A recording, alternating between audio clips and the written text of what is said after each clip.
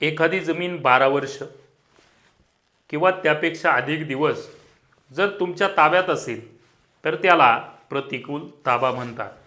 त्या जमिनीची मालकी तुमची होते, सातबारा नसेल, तुमच्याकडे हक्क नसतील, कागदपत्र नसतील तरीसुद्धा ती जमीन तुम्हाला मिळू शकते. यालाच ॲडव्हर्स पोजेशन असं म्हणतात. मित्रांनो, मी हरिप्रसाद, तुम्ही पाहत आहात कायदा.com. याच प्रतिकूल दावा म्हणजेच ॲडव्हर्स पोजेशनविषयी संपूर्ण माहिती आपण या व्हिडिओच्या माध्यमातून समजून घेणार आहोत. ॲडव्हर्स पोजेशन म्हणजे प्रतिकूल ताबा. मालकाच्या परवानगीशिवाय उघडपणे, सलग आणि शांततेने कायद्याने निर्धारित केलेल्या कालावधीपर्यंत ताबा ठेवणे. त्या काळात खरा मालक आपला हक्क अंमलात आणण्यासाठी न्यायालयात गेला नसेल तर काही परिस्थितीमध्ये ताबेदाराला कायदेशीर संरक्षण मिळू शकते.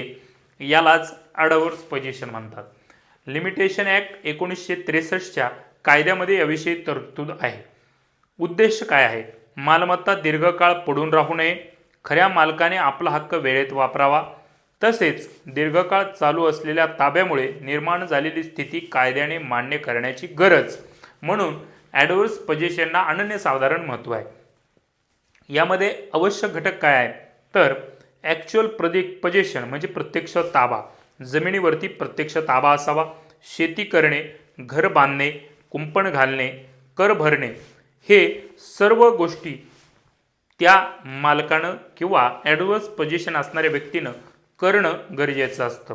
ओपन अँड उघड आणि स्पष्ट ताबा. ओपन पोजेशन याला म्हटलं जातं. ताबा लपून नसावा, खऱ्या मालकाला माहीत होण्यासारखा असावा. चौथी गोष्ट म्हणजे एकाधिकाराचा ताबा. ताबा हा फक्त एकाच व्यक्तीचा असावा आणि खरा मालक किंवा त्या मालकाच्या संबंधित व्यक्तीचा ताबा या ठिकाणी नसावा. मालकाच्या हक्काविरुद्ध ताबा. मालक खऱ्या मालकालाचा हक्क न जुमानता त्याचा ताबा त्या ठिकाणी असतो. जर ताबा मालकाच्या परवानगीने म्हणजे भाडेकरू, परवानाधारक, कर्जदार याविषयी जर असेल तर तो चुकीचा ठरतो. कालावधी काय आहे हे सुद्धा पाहणं महत्त्वाचं आहे. यामध्ये सामान्यतः खाजगी जमीन असेल, खाजगी प्रॉपर्टी असेल तर 12 वर्षाची अट त्या ठिकाणी आहे आणि मालमत्ता जर सरकारी असेल तर ही अट 30 वर्षापर्यंत सांगितलेली आहे. हे कालावधी लिमिटेशन ॲक्ट 1963 मधील तरतुदींवरती आधारलेले आहेत. अ हा जमिनीचा मालक आहे. 1998 मध्ये ब ने ती जमीन ताब्यात घेतली. ब उघडपणे शेती करू लागला. अ ने 12 वर्षाच्या आत कोणताही दावा केला नाही. योग्य परिस्थितीत ब प्रतिकूल ताब्याचा बचाव डिफेन्स मांडू शकतो. ॲडव्हर्स पोजेशन सिद्ध करण्यासाठी पुरावे आहेत.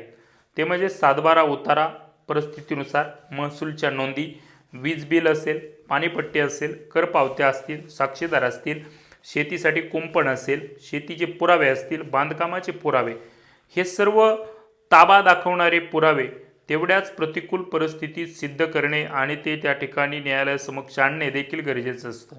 कोणत्या परिस्थितीत हे लागू होत नाही? मालकाच्या परवानगीने ताबा असेल, भाडेकरू असेल, परवानाधारक असेल, विश्वस्त असेल, ताबा गुप्त असेल किंवा ताबा मध्येच खंडित झाला असेल.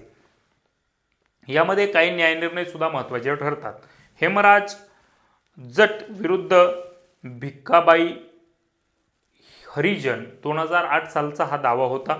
सर्वोच्च न्यायालयानं यामध्ये नमूद केलं की ॲडव्हर्स पोजेशन हा सहज मान्य केला जाणारा दावा नाही. हा दावा करणाऱ्या व्यक्तीवरती सर्व आवश्यक घटक सिद्ध करण्याची जबाबदारी असते. रविंदर कौर विरुद्ध मनजीत कौर 2019 साली दावा होता. सर्वोच्च न्यायालयानं स्पष्ट केलं की योग्य प्रतिकूल परिस्थितीत ताब्याचा आधार घेऊनही दावा करता येऊ शकतो, मात्र आवश्यक कायदेशीर अटी काटेकोरपणे सिद्ध करणं गरजेचं असतं. ॲडव्हर्स पोजेशन म्हणजे प्रतिकूल ताबा. यासाठी लिमिटेशन ॲक्टमध्ये तरतूद आहे. खाजगी मालमत्ता 12 वर्ष, सरकारी मालमत्ता 30 वर्ष. Actual possession, open possession, continuous possession, exclusive possession आणि हॉस्टाईल पोजेशन या संपूर्ण अटी आपण या व्हिडिओच्या माध्यमातून समजून घेतल्या. भाडेकरू किंवा परवानाधारक मालक होऊ शकत नाही हे सुद्धा आपण समजून घेतलं. तुमच्याकडे अशी घटना झाली आहे का? तुमच्या संबंधी अशी गोष्ट आहे का? असेल तर आमच्याशी संपर्क साधा. कमेंट सेक्शनमध्ये सुद्धा कळवा आणि आपल्या फायद्याच्या आणि कायद्याच्या माहितीसाठी जोडले रहा. कायदा.com साठी धन्यवाद.